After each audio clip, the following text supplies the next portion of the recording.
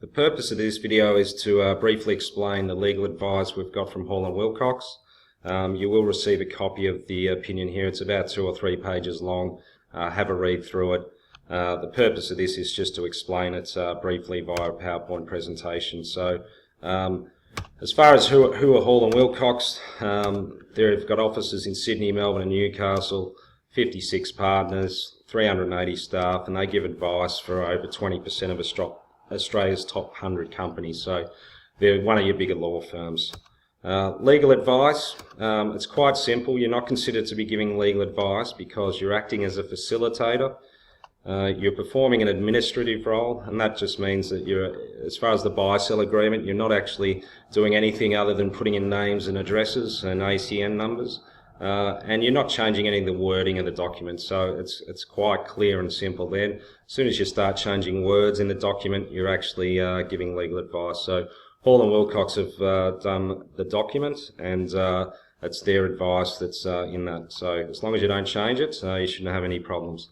As far as financial advice goes, the buy-sell agreement is considered the major part of the transaction, and that's quite important to get across. So the insurance is considered ancillary in nature to that transaction. The accountant is merely facilitating the insurance, just like audit insurance.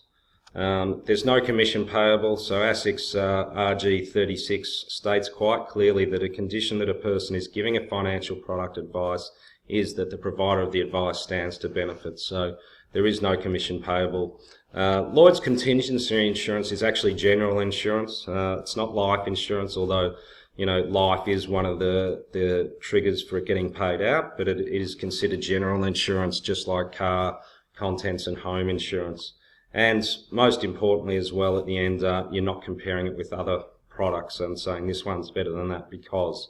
So as long as those rules are followed, there shouldn't be any issues. It does go on to say in the corporations regulation there is an exemption from licensing requirements if the person provides advice on a risk that another person might be subject to and identifies generic financial products or generic classes of financial products that will mitigate that risk. So with regards to a buy-sell, you're obviously identifying a risk. You can suggest there are generic products out there that could mitigate that risk, which include they could use cash to fund that buy-sell agreement, they could take out a loan, and thirdly, they could use insurance to mitigate that risk. So that's all you're doing. Hall & Wilcox go on to say that as long as the accountant's conduct consists only of informing their clients about the existence of insurance and providing general information about using insurance to mitigate risks associated with the transaction, such conduct will not be construed as dealing in a financial product.